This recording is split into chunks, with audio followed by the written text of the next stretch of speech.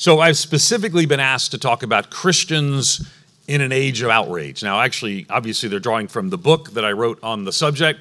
And it's interesting because it's unusual to be talking about a book that was actually published about 6 years ago. Let me tell you a little bit about the story of the book. So I had signed a contract with Tyndale, and when you sign a book contract, you don't always have a topic. So I signed the book contract, and then I sat down with them to discuss what is it that we would like to write on. So we had a whiteboard planning meeting, and one of them suggested, why don't you write a book about outrage culture? Now, at the time, it was actually 2016. Now, this meeting took place in Wheaton, Illinois. It was in the midst of the 2016 election cycle, which was just outrageous in multiple levels, unexplainable. I think every doctoral dissertation on electoral politics written on the American political system 20 years from now will start with, things got really strange in 2016. And so anyway, so they said, why don't you write a book on outrage? And I said, well, I'm full-time at the Billy Graham Center at Wheaton College. I said, it will take me a year to write the book. And then if you've ever written a book, it takes a year to generally get it through the publishing cycle, eventually into stores. So I said in 2016, I could write a book on outrage, but I'm not sure that everybody's still going to care and everyone's still going to be outraged by 2018. And oh my, how I was wrong. So the book continues to sell, and people continue, as you have, asked me to speak on the topic. But I want to also bring us a bit up to speed, because all of those things accelerated from 2018 forward. We're living in an era where we're experiencing a global collapse of the post-World War II consensus. We're living in an era where we see the rise of authoritarianism, not just as an outlier, but increasingly as a norm and perhaps something to strive for. We're seeing the rise of nationalism, ethno-nationalism, and other expressions of a fear-based, angry culture. Social media has now taken over so many lives. We've probably all seen people who are in our churches walking faithfully with Jesus who have spiraled down into something that's driven by outrage or something that's kind of isolated them from the church community. We've actually seen churches that were running well who now almost seems like, as Paul writes in Galatians, have been bewitched and are very much driven by isms and ideologies, sometimes on the left, sometimes on the right. So what happened? What's going on in our cultural context? Now, I want you to know and hear up front that I wrote this book primarily geared towards a Western audience. So I'm seeking to globalize this conversation. I just recently returned from Indonesia when they asked me to speak on what was a trending hashtag that specific time about darkness in Indonesia. All around the world, my pastor friends in Brazil tell me it's a unique, tumultuous, and turbulent time, unlike anything they've seen. My pastor friends in Jakarta tell me the same. If you go to the Philippines, we feel the same. The world is in a unique time of turbulence and tumult, unlike anything we've seen in decades. Now, of course, the pandemic is often pointed to, and I think rightly so. We are still arguing about the pandemic 5 years after its onset. If you follow, you've probably been here in this conference, but the American political scene blew up yesterday about this issue. The number one story on every newspaper was still this. But I would actually propose to you that though we're on the other side of the pandemic, and I'm not saying we're on the other side of COVID-19, it still exists. Matter of fact, it's surging right now in California. But we are on the other side of the global declaration of pandemic, but we're still walking through what I talk about as 5 ongoing pandemics. Now, pandemics are not only used to mean pandemics of illness. They talk about, you can have a pandemic of mice in a certain situation. You can have a pandemic of social media misuse. But let me propose to you that we're looking at a series of pandemics that are impacting us around the world. One of them is distrust that has now become the norm and remarkably pervasive in culture. It's not that distrust didn't exist prior, it did, but now distrust is the norm. In the English language, people put the word big in front of everything that they distrust. big pharma, big agriculture. Big Eva, big evangelicalism is actually a thing. You can actually search the hashtag, and people say, oh, that's Big Eva, and they're trying to suppress this or suppress that. And so there's a sense, in some ways, this has spiraled in ways that can only be explained by the influence of technology. Is this distrust, not just the big so-and-so, big government, whatever else it may be. And by the way, I think a healthy understanding of original sin should remind us that institutions, organizations, and constructs of culture actually can be influenced by sinful patterns led by sinful people that create sinful structures that we need to address. But we also recognize that we're living in a time where people distrust almost everything when it's initially stated. I would also say we're living in a pandemic of defamation from technology. So every one of you in this room is one social media post away from an emergency staff meeting in your organization. We ought to meet right now, the email goes out. How do we respond to this accusation?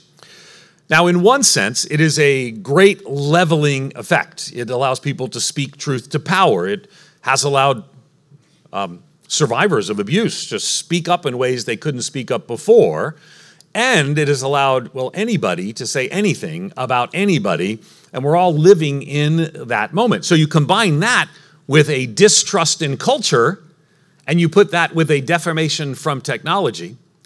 Now, I'm the father of 3 daughters, which is a great blessing. My girls are now all in their 20s, remarkable young women. I love them. I love their voice, and I'm thankful for them.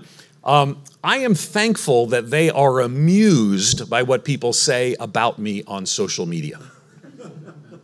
Because pretty regularly, somebody says something, well, I don't trust, or says something. It's a pretty regular thing. If you're a Christian leader in the Christian ecosystem today, in the West and the rest, you'll see this to be the case. I have an article coming out in USA Today this weekend where I talk about encouraging people to return to church, because there's actually some brand new data that says church attendance rates are actually going up in the U.S., which is just yesterday was released. So I wrote this article.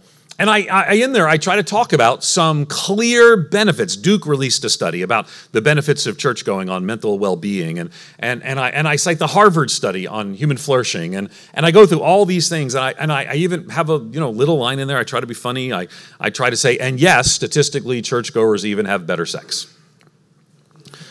Is that allowed to joke about that in a Chinese? Daniel, should I have checked that joke with you beforehand? It's okay? Okay. I clear all my humor with Daniel, which is probably not the best choice, but anyway.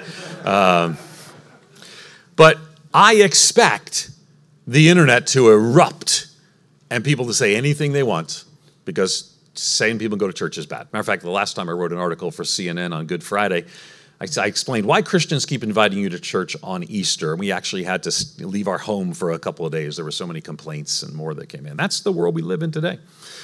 There's a disorientation in identity, and this is a reality all around us. It's a disorientation. By that, what does it mean? Let me give an example. There's an article, a very well-done article in the New York Times called The Black Exodus, and it talked about African-American Christians who were leaving sometimes multicultural or predominantly white evangelical spaces. They're saying, well, who am I in this space? What is my role in this space? What is my voice in this space?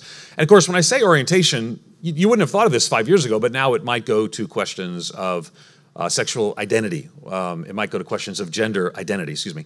And all of those things are true. But let me just say, it's not just that. People are just unsure who they are and who they want to be in the world in which we live. And this also leads to geopolitical realities. I'm the dean of the Talbot School of Theology. We have an extension center, our only international extension center. We're about to launch several more. We're very excited about it. I don't want to make any announcements here, but we're launching several more. But our only current international extension center is strategically and easily placed in an accessible location called Kyiv, Ukraine. And there's so much of that war is about who we are. These people say we're these people. Well, we say we're these people, right? So we're living in a world where disorientation identity is a pandemic around the world. Disruption of mental health. We're experiencing an accelerating mental health crisis that people don't have the answer to. We're seeing rates of suicidal ideation among young women go to levels that are not stopping in their growth. And we're uncertain how best to respond to these moments. Listen, we're in a global mental health crisis. There's not generally a place in the developed world where, what's interesting is you can look at this in places that are less developed and say, well, why is that not there? But here we are. This disruption of mental health is around the world, and we're experiencing division in church, unlike anything we've seen in a long time. I just returned. Many of you probably joined us in Seoul at the Lausanne Congress. Who might have come to the Lausanne Congress? I see several who went to the Lausanne Congress, sure. So even going there, I had gone there a few months before. I was asked to preach at Honoré and went over there and did some stuff. We just launched our Korean language program. Yesterday, our Korean language students started studying at the Talbot School of Theology in Korean for the first time. I'm very excited about that. So I was going there, making some relationships, connected, spoke at a couple of churches that are there. And when I was there at Honoré, which is this wonderful church, Pastor shared with me, we're pretty divided.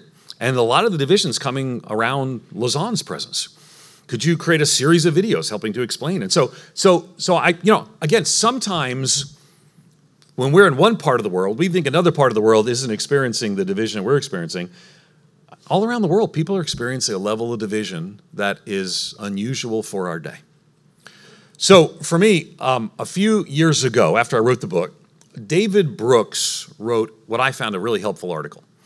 And this is in The Atlantic, which is a well-known publication here in the States. David Brooks is a relatively new follower of Jesus, Jewish background, became a Christian. Don't agree with everything the man writes, but I found this to be really helpful, but I wanted to expand on it. He wrote this article, he said, America's having a moral convulsion. Levels of trust in this country and our institutions and in one another are in precipitous decline. When social trust collapses, nations fail. Can we get it back before it's too late? So during the pandemic, this came out. So I called David up and I said, hey, would you be willing to kind of have a conversation with one of my classes? So I was at Wheaton College at the time. So he had a conversation with us in this Wheaton College class. And in the course of this conversation, pastor's asking some questions. I actually kind of changed my view of what he was saying. And I said, here's what you're saying. And he kind of laughed. Said, no, I said what I wanted to say. Because it's not America. The world is going through, and it's not just moral, though it might be more moral in some places than it is other places. The world is going through a cultural convulsion. Now, what David wrote about, it was an America-specific piece. What he wrote about is that every 60 years, he wrote, America goes through a moral convulsion, which I think, because he was basing one scholar, primarily one scholar, and then a secondary source as well. And I think there's truth to that. He pointed out that in the late 60s and early 70s, where you are right now was the hotbed of the cultural convulsion of the late 60s and the early 70s, right here in Southern California, the hippies and more. And if you go back, and he does in his article, you go back another 60 years to the beginning of the late 1800s, early 1900s, you see again this kind of cultural convulsion. He goes back to the Civil War. And so we're sort of going through these convulsive waves. He called them moral convulsions. And, for me, I think right now we're going through a global convulsion, a realignment in so many ways, right? Just to see last week, to see Modi, to see India and China having collaborative conversations. This realignment that we're experiencing around the world. So the way I try to explain it is America's going through a moral convulsion, but the world is going through a cultural convulsion. So and it's fascinating what this means, because one of the things that happens in cultural convulsions is people are unmoored, they're disconnected from the things that hold them, and as they're unmoored, they start considering other things. And so in the West, we have a lot of young men. There's a crisis of young men in the West, right? If you've walked the streets of Liverpool, it's heartbreaking to see young men unsure of their future and struggling. So if in the midst of a crisis of young men, they're being unmoored, the inevitability of progress, the future promises they banked on aren't there. So as they unmoor, they look for other things to connect to. And for some of them, they're connecting to influencers like Andrew Tate, who's the worst picture of masculinity. Or maybe they're being influenced by Joe Rogan. Don't put them in the same category, right? We see young men being shaped and influenced by these realities. But also what we see is we actually see some young men turning to faith in Jesus Christ. That's what cultural convulsions do. They unmoor people. It doesn't mean everyone turns to Jesus, but some of them turn to Jesus. So just a few months ago in the UK, a YouGov poll, so it's a legitimate polling company, released a study that said that church attendance in the UK, which was very low to start with, is suddenly surging, particularly led by young men. And in my article on Friday, I think it's Friday. Today's Friday. It's either today or tomorrow. In USA Today, I point the first signs of data actually that we have that church attendance is beginning to take up. And guess who's leading the way? Young men. See, the bigger the crisis you're in, the more likely you are to be unmoored and turned to something else. So, in the midst of our cultural convulsion, there's gospel opportunity. But there are also challenges that we are indeed facing. So, one of the things that we've found in a lot of places around the world is what I've called, I'm the editor of a magazine. I'm the editor of a magazine called Outreach Magazine. It's print publication, online as well. And so I write, everything I've told you thus far, if you're interested, is an article that I've wrote. I have, for good or for ill, Ed Stetzer has no unpublished thoughts. So if you want to go and go Google Ed Stetzer 5 Pandemics, you can find the article. Ed Stetzer Cultural Convulsion, you can find the article. Not that you would want to, but you can if you're so inclined. And you could say, Ed, you changed your thought a little bit on that, because sometimes I do. I have this thing where I learn more. So, but the great sort is actually impacting all of us because technology in a way, my field is missiology. I'm a missiologist. I have a PhD in missions, intercultural studies. One of my focal areas was anthropology. The technological influence over in the last, particularly since the advent of the smartphone, is unlike anything we've seen in all of our years, in all of our centuries and millennia of studying anthropology. And technology changes things. This is a very significant part of technology that I don't think you'd immediately recognize it. That is a pipe that is 2,000 years old. It changed everything, that pipe. It's in the Roman Empire.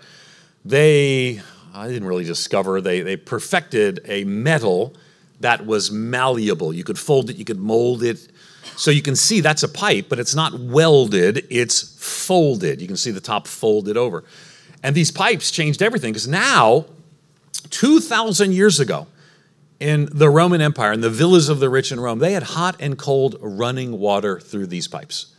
And they liked the metal so much that they made their bowls out of it, because you could just bang it into place and it stayed into place. It's what's called malleable or moldable. And they made their bowls out of it and their plates out of it and their baths out of it. And it was like everywhere this metal was feeding them and they were drinking from it. And the only problem was this metal is lead. And lead kills us. And it's not probably a majority view of historians. Some historians point to some of the madness of the Roman leaders in and around lead poisoning. So, but here's the thing. What an amazing, amazing tool these pipes were.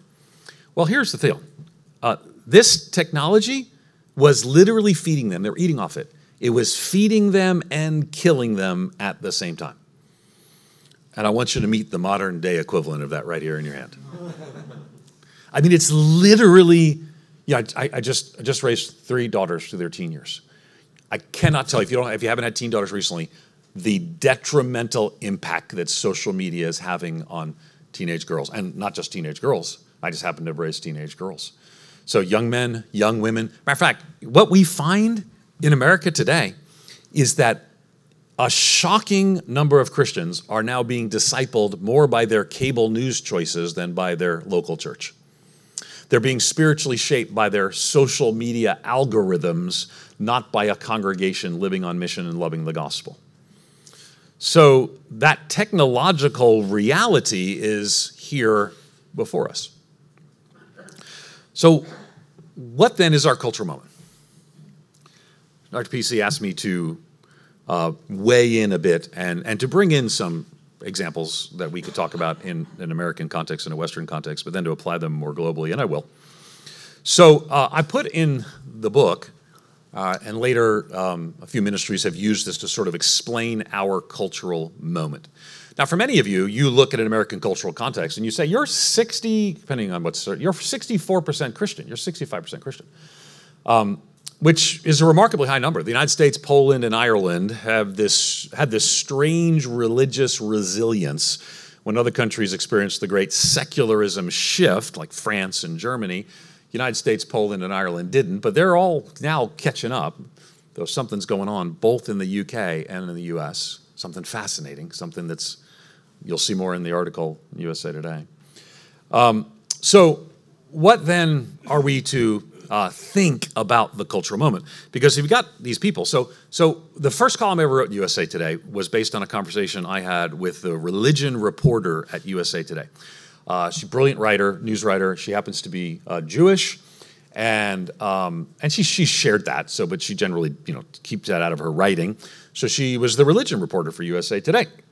And one of the things I try to do, I'd like for the religion reporters at major publications to have some evangelical that they can call who is not crazy. Because I want you to know that all the people you don't want answering the phone and answering questions about evangelicals, they love to answer the phone and answer questions about evangelicals. And the people that you do want to answer the phone are nervous and generally don't. So I fly out to and meet with them. So I go to New York City and meet with AP there, Associated Press, Northern Virginia to meet with USA Today, New York City, Wall Street Journal, all of whom have professional religion reporters who are not necessarily people of faith, but they need to understand evangelicalism. So we were talking, and she asked me, she said, Ed, how do Christians in America feel about the current cultural moment? And I think at the time, I don't remember the exact year, to be perfectly honest. I'd have to look back in the article. But I said, well, Kathy, I think they feel kind of marginalized. They feel like their voice is not really welcome. What they believe is getting them pushed out of the public square. And I said, so I guess I'd use the word marginalized. And I realized as I said that, the look on her face, she's very demonstrative in her facial thing, that clearly she wasn't buying that. And then I realized why. Saying that Christians are marginalized to a Jewish person is probably not the best description of the situation. And we both grew up right outside of New York City on Long Island. I was actually born in Jewish Hospital on Long Island, and I'm from New York City. So she went into Yiddish, and I had a big smile on me. She's oife. She says, Christians feel marginalized. She said, you have had every president ever elected has been a Christian. And I said, Kathy, I think we're using the word differently. Because I don't think there's been a long line of Christians occupying the White House, regardless of who you think about what individual. There are a lot of people who really need Jesus.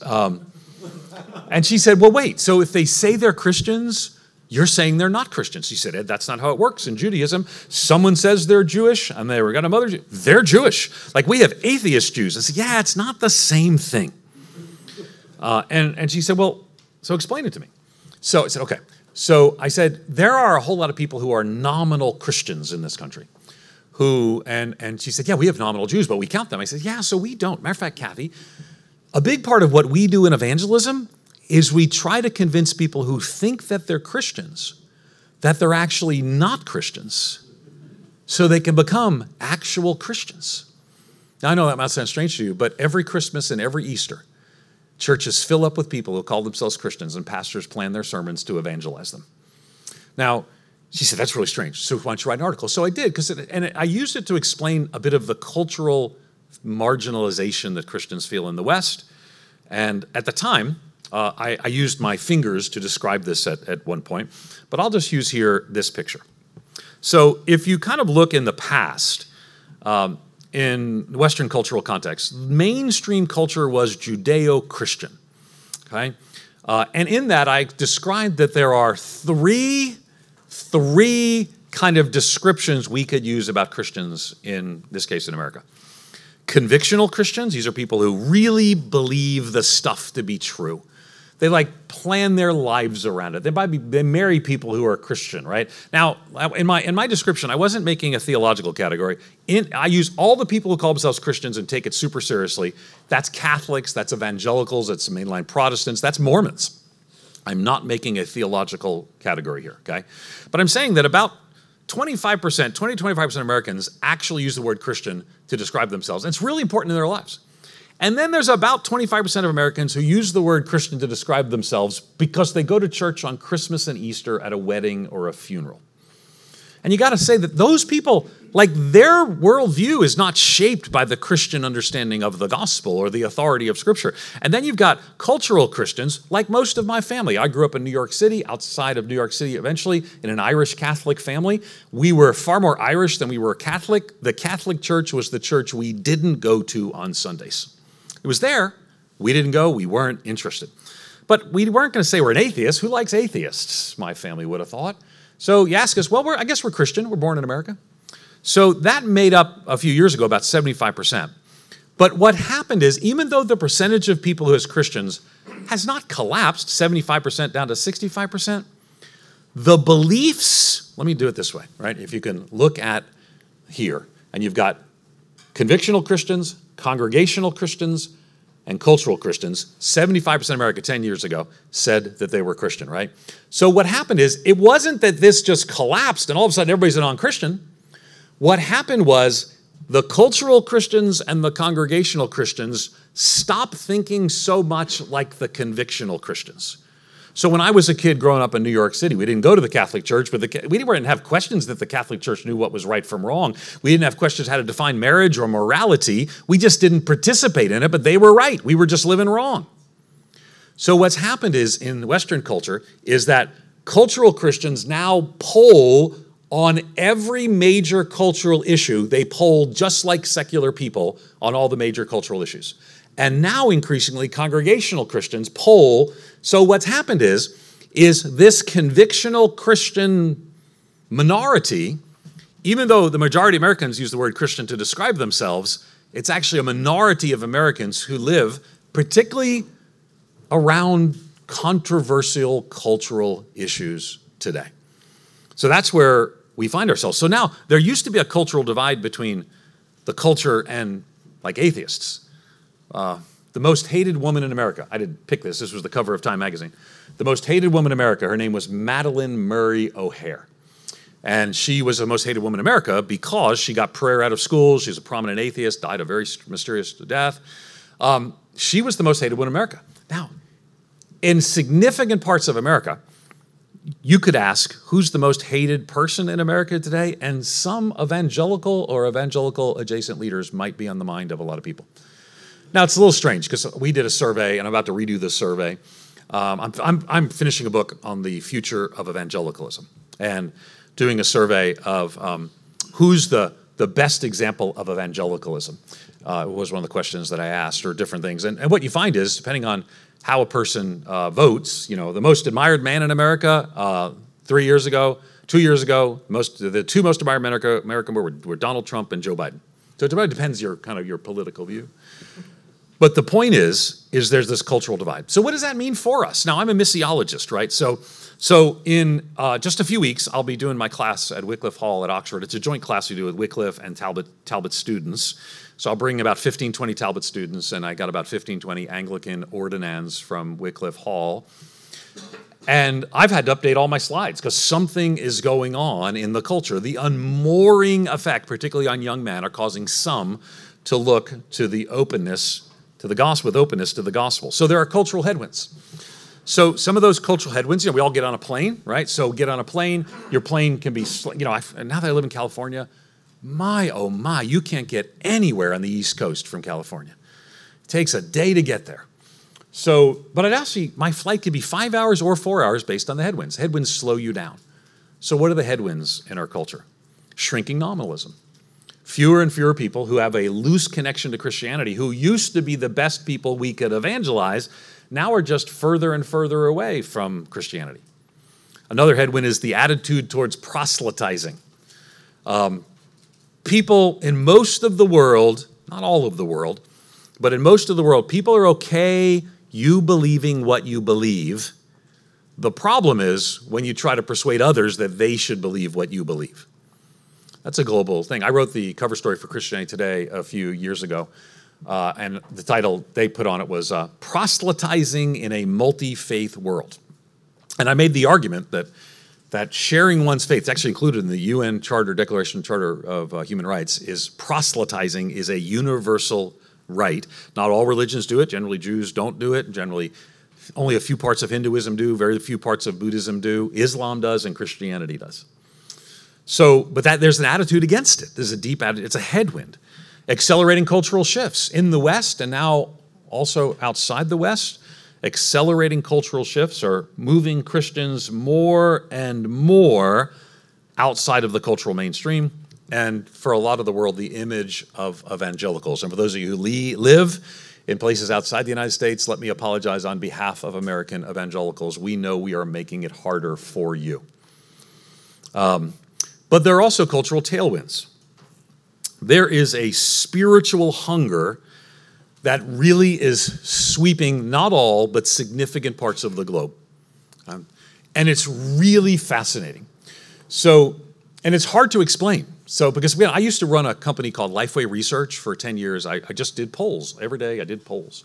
I mean, I didn't do polls. People did polls and I interpreted polls. And so the story for the last 30 years in religion in America has been a story of decline. 1% less every year, Christian. 1% less. 1% less. The pastor from Beijing was an aerospace engineer. There you are. There you are. So we have an expression, it doesn't take a rocket scientist here, but you are one, so this is helpful. That was you, correct? Yes, okay, I'm embarrassing you. I shouldn't do that. I'm committing a cultural faux pas, so forgive me.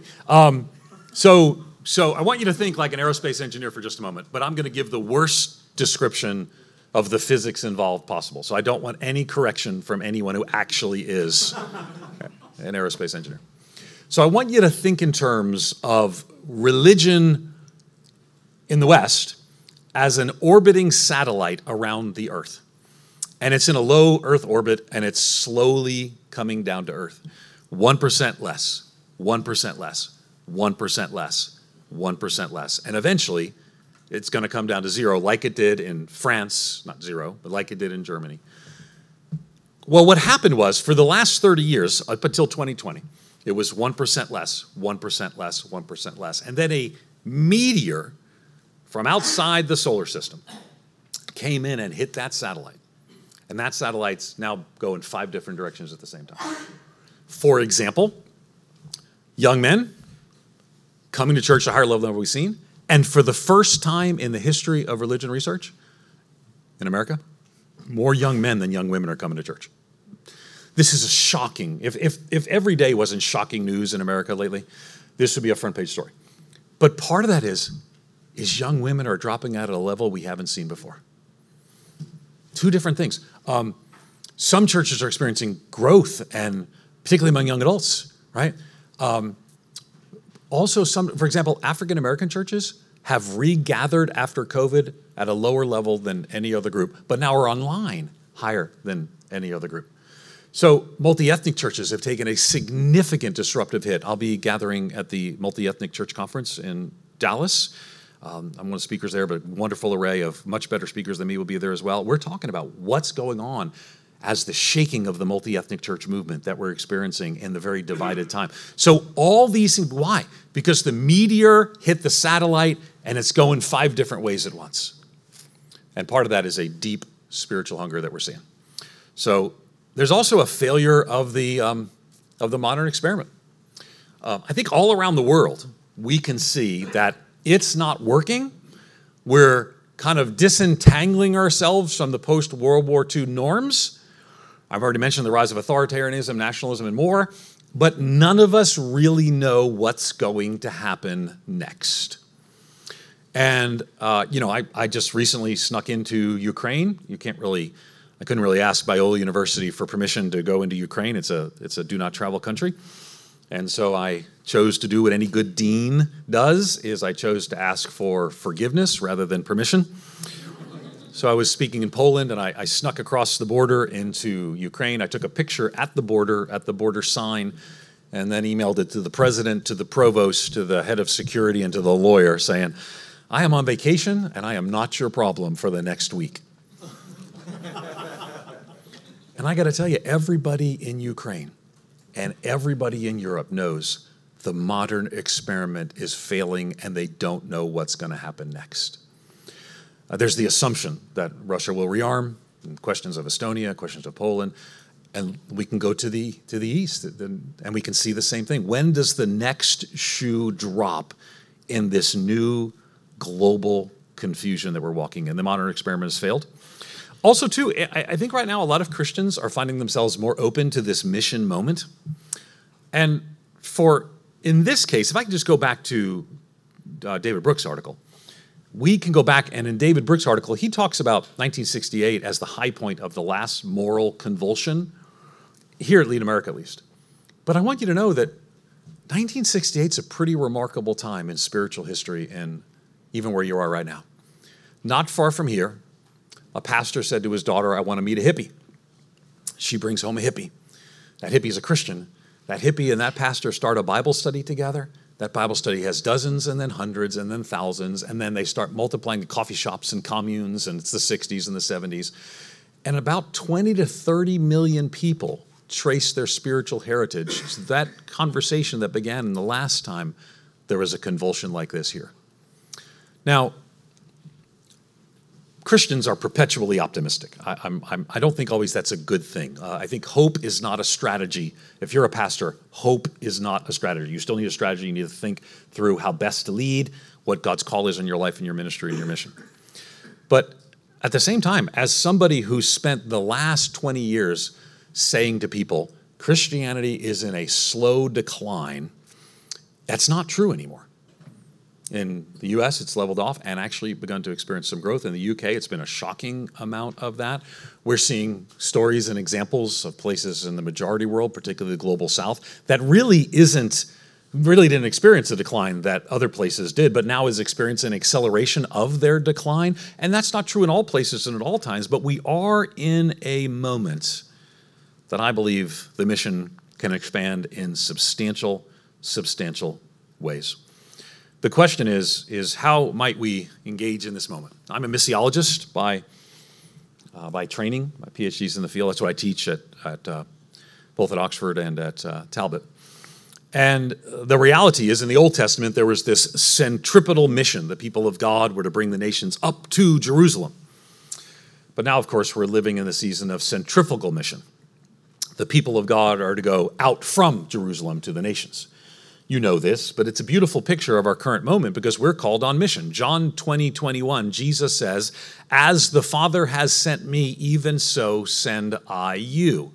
So the people of God, by their very nature, have a missionary identity. And guess what? The world has lost its identity. We can invite them to respond to the good news of the gospel, to understand and engage their identity as followers of Jesus. There's a place and a time where there's a misplaced purpose around the world.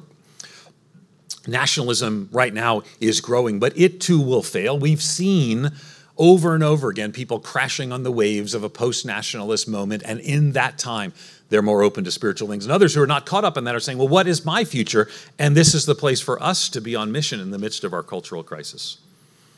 And yes, around the world, people are, ironically, in a time we could be better connected or more connected, it's actually developed us to be more lonely. So my encouragement to you is that we might respond with Christian love. And I'll close with this. We might respond with a kind of Christian love that's empathetic.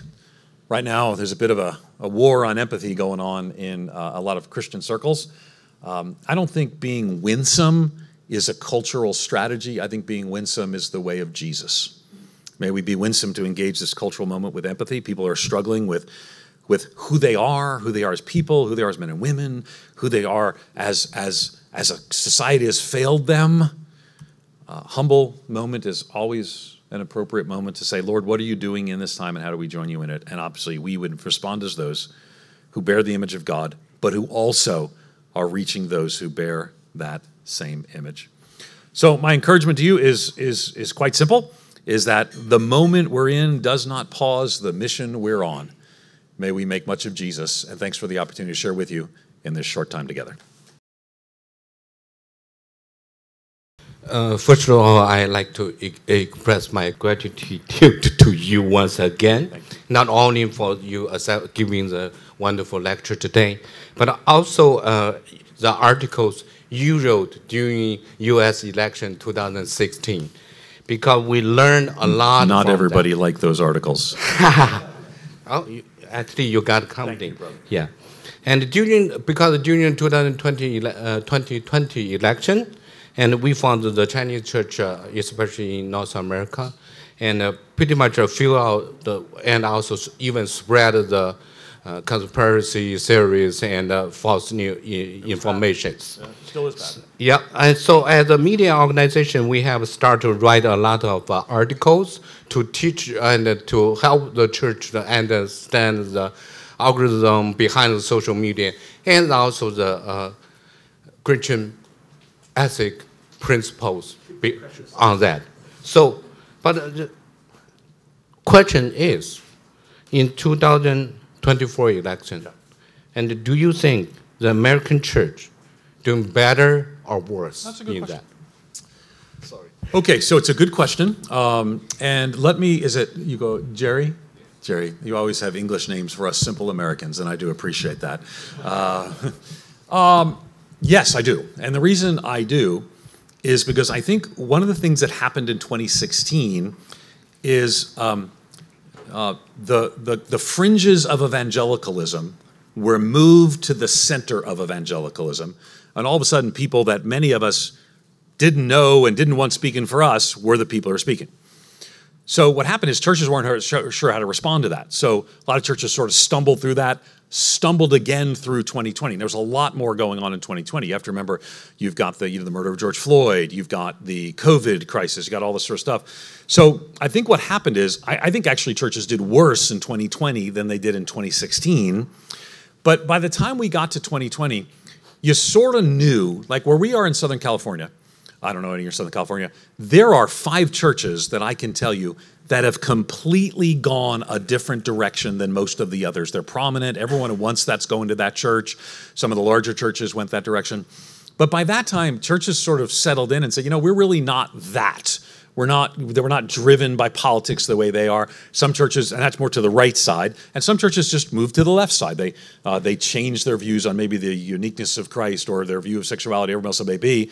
And then everyone's like, okay, those are now over here and over here. But the churches sort of at least in evangelical space, they sort of said, okay, we're going to be more thoughtful and more careful about how we engage. So I think 2016 and 2020 were hard lessons for a lot of churches, and I think they did better in 2024. Now, don't misunderstand. I don't think evangelicalism's doing great. Again, I'm writing a book on the future of evangelicalism. It might be a very short book. That was an attempt at humor. Temporal humor. Thank you. Thank you. Just laugh, Curtis. So what I would say is, but it's also worth noting, and thank you for reading my articles, but evangelicals didn't listen to me. So that's worth noting at the end of the day that other views prevailed other than mine. And so for me, in 2016, I interviewed all the major presidential candidates that are very involved. Not all of them, many of them. But my role today is I'm the dean of the Talbot School of Theology. You know, we're the 3rd largest multi-denominational seminary in the world. I'm stewarding an institution that is training women and men to create communities of gospel faithfulness that resists the whims of this cultural moment. So my focus in some ways has shifted. It's not all shifted. Last week I published an article in USA Today about Ukraine and President Trump meeting with Putin and saying it'd be great if we just started by telling the truth of who invaded who. So I'm not out of the conversation, but that's more my focus now. But part of that is I think American evangelicals are doing better at the church level. Now, I think it's important to note, I'm giving too long. Let me just quickly finish. I think pastors are doing better because pastors are less driven by anti-immigrant ideas because they help settle immigrants, right? They actually know the refugee resettlement process, right? So I think pastors are doing better. I think in the last 5 or 10 years, we've seen a significant group of American evangelicals get caught up, some moving to the left, some moving to the right in ways that I wouldn't have thought 10 years ago, but here we are. Dr. Stetzer, thank you so much. Yes, please. Yes. I'm Sean Long from Wheaton College. Good to see you again. Good to see you here. Represent. Yes. They fired me at Wheaton really College, but I used to... I really appreciate your books and lecture on this much needed and relevant topic. Were you at Wheaton? Because I first did this lecture at Wheaton College. Were you there? I was not. Okay. I had a wonderful time at Wheaton College, and I'm just kidding about them firing me. I'll cut the time short. I personally experienced a terrible cyber attack last year for the first time in my life. Oh my. Simply because I wrote an article to share different opinions on the controversial Olympic opening ceremony. What else beside our anger, protest, and boycott? Then cyber attack came. So my question is, I want to know what your opinion was, because you know I published a pretty widely read piece on that as well. You have laid out very helpful principles in your book and your lecture, like Christians as kingdom ambassadors and with and love. Yeah. Could you share a little bit more practical advice, kind of how-to tips to create a better, safer, healthier environment for us to agree to disagree, right? To cultivate the virtue of dialogue, since public conversation is the key to public theology. Well, that was not what my talk was asked to be, but the rest of this presentation actually answers your question, but not for you today. So you even mentioned winsome love, but I'll put 3 broad categories. I won't have time to unpack them all, but the way I try to unpack this when we're dealing with public theology is you have to begin with a gospel-shaped worldview. I unpacked some scripture related to there. You have to push against outraged voices. Instead, look to godly leaders and ancient paths, which leads to us living as kingdom ambassadors. That ultimately leads to us practicing winsome love in the cultural context. I do believe there's a place for getting righteously angry. There's injustice around us. I'm angry about the current political situation. I'm angry about how immigrants are being treated. I'm angry about how the unborn are being treated. And then ultimately, you got to align your online life. These are things that I sort of went through. And then for most of us, it's think locally. It's faithful presence, to quote James Davidson Hunter. It's going to be faithful presence in that public theology. You noted that the rise in the church attendance among young people in the UK, while David Campbell has observed that many young Christians leave because they cannot reconcile their faith with right-wing politics and conservative cultural norms. From your perspective, how are younger generation navigating their faith alongside the liberal moral education they received in the public schools? Do you sense a spiritual hunger or just a cultural hunger among them? Or how should the church respond when intro-church convulsions emerge over political figures or cultural alignments? Does the increase in the male attendance alongside the dropout of female Christians suggest a victory of the conservative evangelicals? It's a great observation. And the answer is, because again, you did have 4 questions, so let me do the last one. So, and try to touch on the others. Because the male-female thing is a very big deal. And people want to rejoice that more young men are coming to church. That's great. Young men are becoming more conservative, and conservatism correlates with religiosity. It's not a one-to-one correlation, but conservatism correlates with religiosity. Young women are becoming more progressive, and progressivism correlates with less religiosity. And when I say that, people get mad at me, but it's just statistically true. It's just statistically true. So what we're experiencing is not just in America. The biggest gap between the conservative and progressive divide is actually Korea right now. Young men are becoming remarkably more conservative and young women remarkably more progressive. And it's leading to a demographic crisis in Korea, which is, it's more than the demographic crisis in Korea is multifaceted, to those of you who know or aware. So what I would say is, to the third thing you'd mentioned, there definitely is a triumph of conservatism that's taking place here. You quoted Campbell at the beginning. I don't believe his thesis. I believe ultimately, now again, this is not the direction I would have chose, but the fact that podcaster Joe Rogan, who's very right-wing conspiracy theory, is now attending a church led by a Talbot grad, is, to me, a picture of what's going on with young men. And some of them come into church, and we're going to have to disciple out of them some of the worst attributes that, in some ways, brought them in. So I think actually right now, a lot of young men are drawn to more right-wing churches. And depending on who you are, like if you're you might think I'm at a right-wing church. I'm at Mariners Church in California. We're a conservative evangelical church. We don't think of ourselves that way. We think of ourselves conservative evangelical. But what I would say is the shift that's going on, I'm very excited about young men, but there's a discipleship challenge. I'm very concerned about young women, but in that case, it's a triumph in some ways of conservative. Young women are like, well, what about my bodily autonomy when you're the churches that elected this person that took away this? And again, you don't know me, but and you can read. I've written on pretty much everything, so I'm very distinctly pro-life. But I think that's the cultural reality that we're experiencing right now. So how do we engage young women? This is a question we've never had to ask. They always were engaged at a higher level than young men. Let's continue to ask that question. Thanks for the opportunity to share with you. Ring that bell. All right, thank you.